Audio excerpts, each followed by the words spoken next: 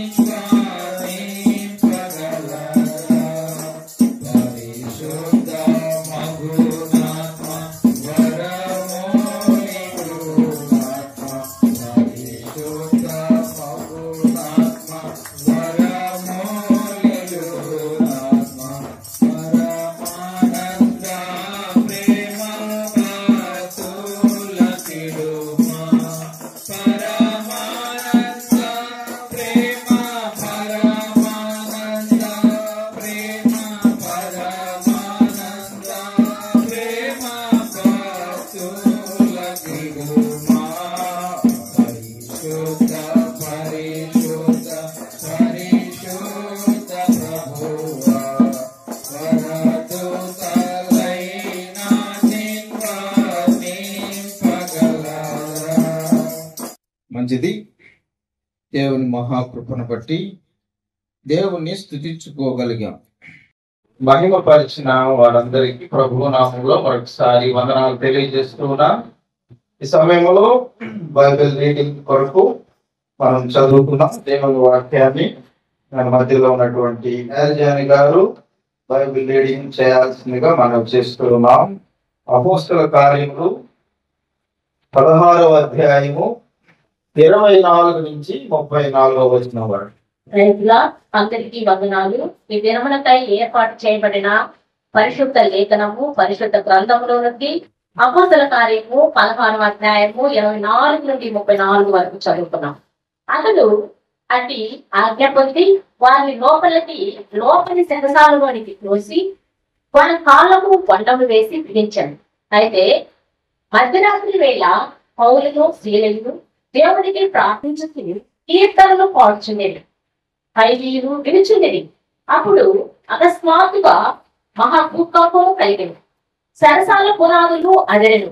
వెంటనే తలుపులన్నీ తెరుచుకొనెను. అల్లరి వందకములు ఊడెను. అంతలో సరసాల నాయకుడు మేలుకొని చెరసాల తలుపులన్నీ తెరిచి చూసి ఖైదీలు పారిపోయారనుకొని కత్తి దూసి తను తాను చంపుకొనబోయిన. అప్పుడు పౌలు, నీవు ఏ హానియు చేసుకొనవద్దు, మేమందరం ఇక్కడనే విన్నామని బిగ్గరగా చెప్పాను. అతడు దీపొద్దామని చెప్పి లోపలికి వచ్చి వణుకుచూ పౌలును శీలయును సాగిలపడి వారిని వెలుపలికి తీసుకొని వచ్చి, అయ్యలారా, రక్షణ పొందుటకు నేనేమి చేయవలెనని. అందుకు వాళ్ళు, ప్రభువైన యేసునందు విశ్వాసం ఉంచుము, అప్పుడు నీవును నీ ఇంటి వారును రక్షణ పొందుదని చెప్పి అతని ఇంటి వారందరికీ దేవుని వాక్యము బోధించింది. రాత్రి ఆ గడిలోనే అతడు వారిని తీసుకొని వచ్చి వారి గాయములు కడిగింది. వెంటనే అతని ఇంటి వారందరూ బాప్తిసం పొందిరి. మరియు అతడు వారి ఇంటికి తోడుకొని వచ్చి భోజనం పెట్టి దేవుని యందు విశ్వాసం ఉంచిన వాడైన తన ఇంటి వారందరితో కూడా ఆనందించింది. దేవుడి పరిశుద్ధ వాక్యంగా దీవించినగాక. ఆమేన్. వాక్యం చదివినటువంటి ప్యారిజాని గారికి ప్రభు నామములో వందనాలు తెలియజేస్తున్నాం. శ్రేష్టమైన సమయానికి వచ్చి ఉన్నాం. మధ్యలో పాస్టర్ వినీత్ కుమార్ గారు ఉన్నారు. వాక్యాన్ని అందించాల్సినట్టుగా మనం చేస్తున్నాం. ప్రభునందు ప్రియమైనటువంటి దేవుని బిడ్డలారా, మన ప్రభువైన యేసుక్రీస్తు నామములో మీ అందరికీ వందనాలు తెలియజేస్తున్నాను. ఇక్కడ చేరవచ్చినటువంటి పాస్టర్లు, రాజేష్ పాస్టర్ గారికి, అనిల్ పాల్ పాస్టర్ గారికి, మా ప్రియ సహోదరుడు సురేష్ బాబు గారికి, విజయ గారికి, టీసీ టీంకి వందనాలు తెలియజేస్తున్నాను. అదేవిధంగా సంఘస్థులకి వందనాలు తెలియజేస్తున్నాను. ప్రాముఖ్యంగా కుటుంబ సభ్యులు నర్సయ్య గారికి, మనోజమ్మ గారికి, హెచ్సి బాబు, అదేవిధంగా వికాస్ కు ప్రభునామములో వందనాలు. మా యొక్క దీవెనలు మీతో ఎల్లప్పుడూ ఉంటాయని ప్రభునామములో మనం చేస్తున్నాను. అదేవిధంగా అధ్యక్షులు పీటర్న గారికి కూడా మా పక్షాన వందనాలు తెలియజేస్తున్నాను. సమయంలో కొన్ని నిమిషాలు దేవుని వాక్యాన్ని ధ్యానించుకుందాం. నర్సయ్య గారు యొక్క గురించి నేను కొన్ని విషయాలు చెప్పి నేను ముందుకు వెళ్తాను. దేవుని యొక్క సేవకుల్ని గౌరవించడము, ప్రేమించడము చేస్తూ ఉన్నారని నేను గమనించాను. ఎప్పుడైతే దైవ సేవకుల్ని మనము గౌరవిస్తామో అదే సమయంలో దేవుడు కూడా వాళ్ళ కుటుంబాలను దీవిస్తాడు. ఈరోజు ఆ దీవెనే మనం చూస్తున్నాం. ఒకప్పుడు ఇల్లు ఎలా ఉండదో మీ అందరికీ తెలుసు, ఇప్పుడు ఎలా ఉందో కూడా మీ అందరికీ తెలుసు. దీవెనలు దేవుడు ఊరికనే ఇవ్వడు. తల్లిదండ్రులను బట్టి, వాళ్ళ యొక్క ప్రవర్తన బట్టి, ఆ యొక్క సంఘాన్ని ప్రేమించే విధానం బట్టి దేవుడు దీవెనలు ఇస్తాడు. దీవెనలు ఊరికనే రావు. ఇంకొకరిని చూసి కుళ్ళుకోవడం కాదు. దీవెనలు నీకు రావాలంటే నువ్వు అదే విధంగా జీవించు. దేవుడు నీకు ఎందుకు ఇవ్వడు? మన దేవుడు అబ్రహాము దేవుడు కాదా? చెప్పండి. ఇస్సాకు దేవుడు కాదా? యాకోబు దేవుడు కాదా? మన దేవుడు కాదా? మన పితరుల దేవుడు కాదా? రాబోయే తరం మన బిడ్డల దేవుడు కాదా? అవునా కాదా? అందరి దేవుడు ఆయనే, ఏం మారలా. మనం మారుతున్నాం, మన ప్రవర్తన మారుతుంది, మన బుద్ధి మారుతుంది. కాబట్టి దీవెనలు అక్కడ వరకే ఆగిపోతా ఉన్నాయి. ఈరోజు మీ కుటుంబాన్ని దేవుడు దీవించాడు, మంచిదే. అయితే నేను ఈ కుటుంబం అంతా కూడా ఏం చేయాలి అనేది నేను చెప్తాం అనుకుంటున్నా. ఈరోజు ఈ కుటుంబం ఇలానే దీవెనలో కొనసాగాలంటే మరి వాళ్ళు ఏం చేయాలి? ఎందుకంటే దీవెనలు దేవుడు ఇస్తాడు అనుకుంటే దాన్ని మళ్ళీ తీసేయగలడు కూడా. ఈరోజు ఇచ్చారు కదా అని చెప్పి మనం ఇష్టానుసారంగా ఉండడానికి అవకాశం కూడా ఉండకూడదు. నేను మీతో ఈ కుటుంబానికి ప్రేమతో తెలియజేస్తాను. తల్లిదండ్రులారా, మీ బిడ్డల్ని చిన్నప్పటి నుంచి దేవునిలో పెంచండి. యేసుక్రీస్తు ఎవరో నేర్పించండి. యేసుక్రీస్తు యొక్క వాక్యాన్ని బోధించండి. చదివిన వాక్య భాగాన్ని గమనించినప్పుడు అపోస్తుల కార్యములు 16వ అధ్యాయం 31వ వచనాన్ని మనం చదువుకుంటే అక్కడ ఈయన ఎవరంటే చెరసాల నాయకుడిన. ఆయన అంటున్నాడు, అయ్యా, రక్షణ పొందుటకు నేనేమి చేయవలను? రక్షణ కుటుంబానికి అవసరము. నీ ఇల్లంతా రక్షణ పొందాలా అంటే నీకేముండాలి? విశ్వాసము. యేసు క్రీస్తునందు విశ్వాసం ఉంచు, అప్పుడు నీవును నీ ఇంటి వారును రక్షణ. కాబట్టి ఆల్రెడీ ఈ కుటుంబానికి రక్షణ వచ్చింది. తర్వాత చూద్దాం. రెండవదిగా అపోస్తుల కార్యములు 16వ అధ్యాయం 15వ వచనం చదువుదాం. లుదియా అను దైవ భక్తి గల ఒక స్త్రీ, ప్రభువు ఆమె హృదయమును తెరిచెను కనుక పౌలు చెప్పిన మాటలు లక్ష్యం ఉంచింది. అక్కడ పౌలు సువార్త చెప్తా ఉంటే ఈమె హృదయము తెరుచుకొని ఉంటుందంట. ఈరోజు మీ నలుగురు కుటుంబ సభ్యులు ఇక్కడికి వచ్చిన మీ అందరూ కూడా ఏం చేయాలా? హృదయం తెరిచి వాక్యం వినాలి. ఆమె ఎప్పుడైతే హృదయము తెరిచి వాక్యాన్ని వినిందో అప్పుడు ఇంటి వారందరూ కూడా ఏమయ్యారు? బాప్తిస్మం పొందారు. వీళ్ళు కూడా బాప్తిస్మం పొందారు. రెండో స్టెప్ ఏంది? బాప్తిస్మము. విశ్వాసం ఉంచాలి, తర్వాత బాప్తిస్మము పొందాలి. ఈ రోజు బాప్తిస్మం ఇక్కడ ఎవరు పొందలేదు? ఇద్దరు, కుమారుడు కుమార్తె ఇంకా పొందుకోలేదు. కాబట్టి వాళ్ళకి ఏం కావాలి? ఇప్పుడు అర్జెంటుగా బాప్తిజం కావాలి. సో చనిపోయినటువంటి వ్యక్తికి ఎలా అయితే ఒక ఆక్సిజన్ అవసరమో, నువ్వు పరలోకానికి పోవాలంటే నీకు బాప్టిజం అవసరం. నువ్వు దేవుని దగ్గరికి వస్తే అప్పుడు నీకు ఆయన మార్గం చూపిస్తాడు. నేను మార్గంతో వస్తానంటే నువ్వు ఎప్పుడు మారుతావు? ఎప్పుడు నువ్వు మారేది? ఈరోజు మనం చూడలేదా? ఎంతమందో మన ఏరియాలో చూడలేదా? లేకపోతే బయట మనం చూడలేదు ఏమనస్తులు ఎక్కడ మారారు? మారరు. సమయం అయిపోతా ఉంటుంది, మారరు. కానీ మారిన తర్వాత తీసుకుంటాను అనేటువంటి మాట మనకు ఉండకూడదు క్రైస్తవులుగా. వయసు లేదు, రక్షణకు వయసు లేదు. కాబట్టి రక్షణ గురించి వెంటనే ఆలోచించాలి ఈ కుటుంబ సభ్యులు. బిడ్డలిద్దరు కూడా మంచి బిడ్డలు కాబట్టి వెంటనే వాళ్ళు ఆలోచించి రక్షణ పొందాలి. ఈరోజు మీ కుటుంబాల్లో ఎవరైతే వాక్యాన్ని వింటున్నారో ఇంకా మీ కుటుంబాలు రక్షణ లేకపోతే త్వరపడండి, సమయము మీది కాదు. మరొక వాక్యం చూడండి, అపోస్తల కార్యములు 10:2 శతాధిపతి 100 మంది సైన్యానికి అధిపతి. అటువంటి వ్యక్తి ఎలా ఉన్నాడంట? భక్తి పరుడొకడు ఉన్నాడు. భక్తి కుటుంబానికి చాలా అవసరం. ఈరోజు మనకున్న చిన్న ఉద్యోగానికే భక్తి లేకుండా పోతుంది ఈ రోజున. గమనించారు మీరు ఆ విషయాన్ని? శతాధిపతి కొర్నేలు భక్తిగా ఉన్నప్పుడు ఏం జరిగింది తెలుసా? అక్కడ తన ఇంటి వారందరితో కూడా దేవుని యందు భయభక్తులు గలవాడై ఉండి ప్రజలకు బహుధర్మము చేయొచ్చు, ఎల్లప్పుడూ దేవునికి ప్రార్థన. ఈ రెండు చాలా ఇంపార్టెంట్. ఎప్పుడైతే నీలో భక్తి ఉంటుందో నీ ప్రవర్తనలో మార్పు వస్తుంది. చూసారా? ఎప్పుడైతే కొర్నేలులో భక్తి ఉందో ఆటోమేటిక్గా ఏమైంది? కొర్నేలు యొక్క ప్రవర్తన మారి తన ఇంటి వారందరూ కలుసుకొని పేదల్ని ప్రేమించడము, ఇంకా ప్రార్థన చేయడము, వాక్యం వినడము నేర్చుకున్నారు. ఈరోజు ఆ భక్తి కూడా మీలో ఉండాలని కోరుకుంటున్నా. ఎందుకని? కొర్నేలు కంటే మన ఉద్యోగం పెద్ద ఉద్యోగం కాదు. ఆయన ఎవరు? శతాధిపతి. ఈరోజు కొర్నేలు కంటే కూడా మన ఉద్యోగం పెద్దది ఉద్యోగం కాదు. కాబట్టి మనలో ఇంకా భయం ఉండాలి. మనలో ఈరోజు ఆ భక్తితో ఈ కుటుంబ సభ్యులు కానీ ముందుకు వెళ్ళినప్పుడు దేవుడే ప్రత్యక్షమయ్యాడు. మనం పరిశుద్ధంగా జీవించాలి. అప్పుడు ఆయన మనలోకి వచ్చి నివాసము చేసి మనకంటూ ఒక మార్గం చూపిస్తాడు. నీలో పరిశుద్ధత లేనప్పుడు ఎలా పరిశుద్ధుడు లోపలికి ప్రవేశించగలడు? ఆలోచించండి ఒకసారి. అందుకే ఆ వాక్యం ఉంటుంది, హృదయమే దేవుని యొక్క ఆలయం అన్నప్పుడు ఆ హృదయంలోకి దేవుడు రావాలంటే నీ ప్రవర్తన మార్చబడినప్పుడు దేవుడు నీ హృదయంలోకి వస్తాడు. నీ ఆలోచన సక్రమంగా లేవు, నీ ప్రవర్తన సక్రమంగా లేదు, దేవుడు నీలోకి వచ్చి ఎలా నివసిస్తాడు? నీకు ఎలా ఆయన నీకు ఒక మార్గం చూపిస్తాడండి? దేవుని వాక్యము నా పాదములకు దీపము, నా త్రోవకు వెలుగై ఉన్నది. ఆ వెలుగు దేవుడు నీకు చూపించాలంటే నీలో వాక్యం ఉండిపోవాలి. ఆ వాక్యం నీలో ఉండిపోవాలంటే దేవుని యందు భక్తిగా ఉన్నప్పుడు ఏ విధంగా అయితే కొర్నేలుతో దేవుడు మాట్లాడాడో నీతో కూడా దేవుడు మాట్లాడతాడు. ద్వితీయోపదేశ కాండము 12:18 నీ కుమారుడు, నీ కుమార్తె, నీ దాసుడు, నీ దాసి, నీ ఇంట నుండి లేవీలు కలిసికొని నీ దేవుడైన యెహోవా సన్నిధిన తిని నీవు చేయు ప్రయత్నములన్నిటిలో నీ దేవుడైన యెహోవా సన్నిధిని సంతోషించుదువు. ఎవరండి వీళ్ళు? కుటుంబం అంతా. ఒకరు కాదు. ఇక్కడ ఏముంది? ఇక్కడ నీ కుమార్తె, నీ కుమారుడు, నీ దాసుడు, నీ దాసి, నీ ఇంట ఉన్నటువంటి అందరూ కూడా ఏం చేయాలా? దేవుని మందిరంలో మనం సంతోషించాలా. ఎప్పుడైతే వారి మందిరానికి రారో దేవుని వాక్యం వారితో మాట్లాడినప్పుడు వాళ్ళలో మార్పు రాదండి. అలానే ఉంటారు అంతే వాళ్ళు. ఎందుకంటే వాళ్ళు లోకాన్నే ప్రేమిస్తూ ఉంటారు, ఇంకా లోకాన్నే ప్రేమిస్తూ ఉంటారు, లోకం వైపు వాళ్ళు చూస్తూ ఉంటారు. ఇంకా వాళ్ళ మార్పు రాదు. ఎలా వస్తుంది మార్పు? దేవుని వాక్యం వారితో మాట్లాడినప్పుడు ఆ మార్పు అక్కడి నుంచి బయలుదేరుతా ఉంటుంది.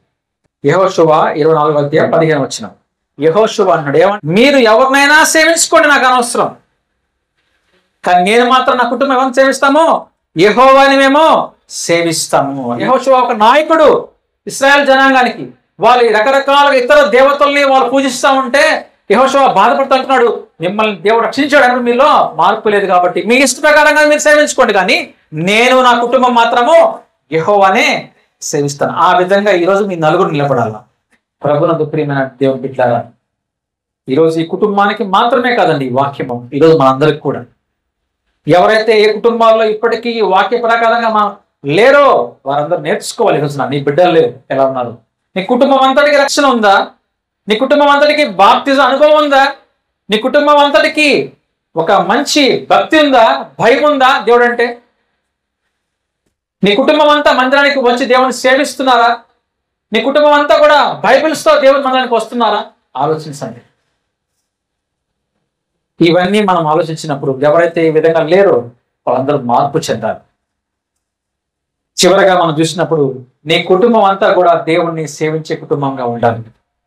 కాబట్టి ఈరోజు నర్సయ్య గారు, మనోజమ్మ గారి యొక్క కుటుంబము, వాళ్ళ బిడ్డలు దేవుడు అంటున్నట్టుగా 128వ కీర్తనలో యెహోవా యందు భయభక్తులు కలిగిన వాళ్ళ కుటుంబము ఈలాగున దీవించబడును. వాళ్ళ పిల్లలు ఎలా ఉంటారు? ఒలివ మొక్కల వలె ఉంటారు. ఒలివ మొక్కల్లాగా ఈరోజు ఉన్నారు వికాస్, హెప్సిబా. ఆ ఒలివ మొక్కల్ని ఎంతో మంది వచ్చి దాన్ని చెడిపోయాలని ట్రై చేస్తారు.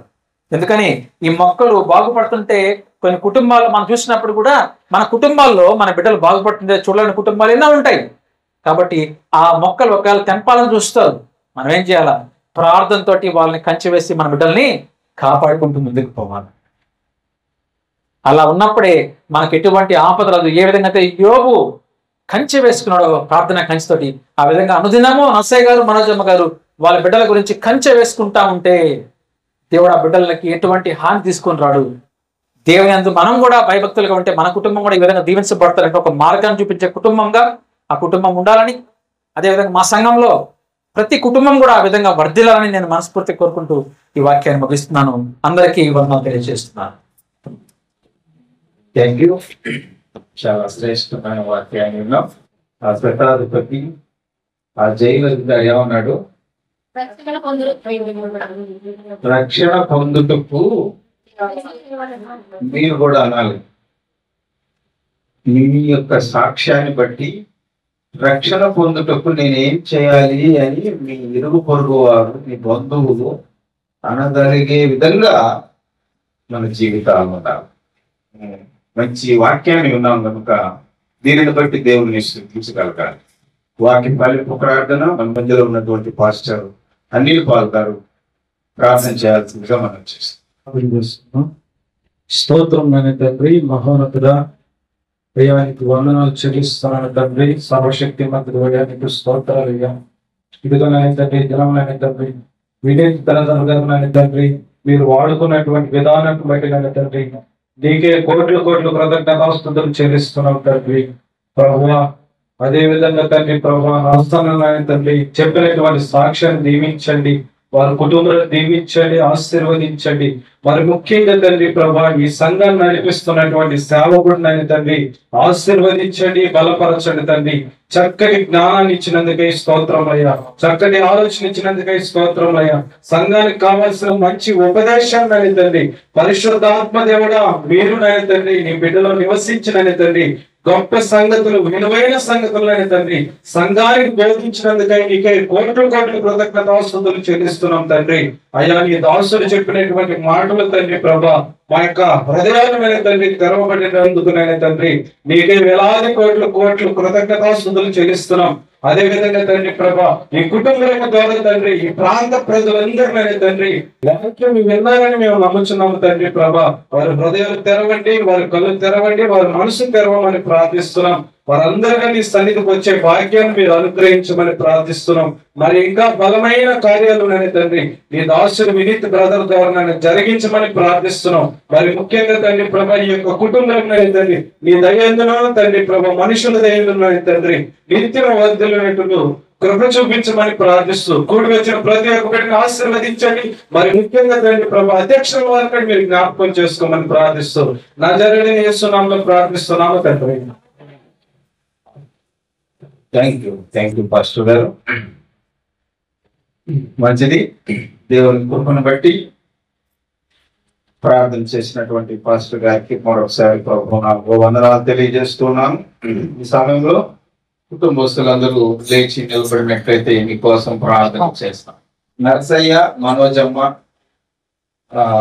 వికాస్, ఈ కుటుంబం కొరకు, బిడ్డల యొక్క రక్షణ కొరకు, చేస్తున్నటువంటి పని కొరకు మీరు ప్రార్థన చేయాలి.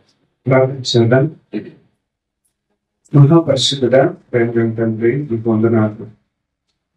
దేవా, నర్సరి గారు అలాగే మనోజమ్మ గారిని ప్రేమించి వారికి ఇచ్చినటువంటి ఇద్దరు పిల్లలను బట్టి మీకు వందనాలు. దేవా, ఇద్దరు యవన ప్రాయంలో ఉండగా దేవా తండ్రి, నేను వారి యొక్క పరిశుద్ధతను కాపాడుకుని నేను మీ పరిశుద్ధాత్మను దయచేయండి. నేను మీ సేవకుడు నిలబెట్టి పరిపూర్ణమైన మీరు మాట్లాడారు. వారి రక్షణ పొందడానికి సహాయం చేయండి. వారు మాయ మనసు పొందడానికి సహాయం చేయండి. అలాగే వారికి ఇచ్చిన సంబంధమైన నివాసాన్ని బట్టి మేమందరం కలిసి మేము ఆనందిస్తూ సంతోషిస్తూ స్తుతిస్తూ ఉంటున్నాం. మంచి నివాసాన్ని ఇచ్చారు. అలాగే ప్రభువా తండ్రి, ఆ నివాసంలో వారు ఉంటుండగా దేవా శాశ్వతమైన నివాసాన్ని ప్రభువా వారు అయ్యా తండ్రి నేను నిలిచే శాశ్వతమైన నివాసం కొరకు అయ్యా కుటుంబంలో ఉన్న ఇద్దరు యవనస్తులు కూడా ప్రభావ సిద్ధపడడానికి, రక్షణ పొందడానికి, మారు మనసు పొందడానికి నేను మీరే కృప చూపించండి, మీరే సహాయం చేయండి. నేను కుటుంబంలో ఉన్న ప్రతి బిడ్డను మీరు జ్ఞాపకం చేసుకోండి.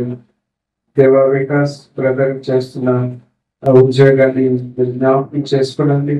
ఆ ఉద్యోగంలో మీరే తోడుగా నడిపించండి.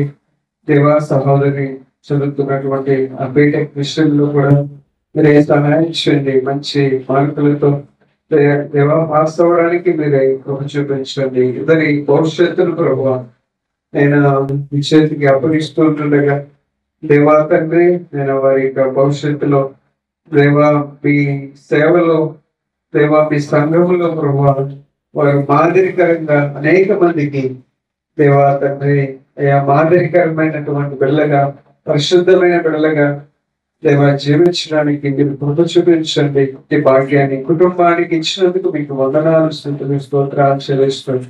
ఇంకా కుటుంబాన్ని మీరు దీవించి ఆశీర్వదించుకోండి. యేసు నామములో అడిగి వేడుకొంచున్నాను తండ్రి, ఆమేన్. Thank you sir.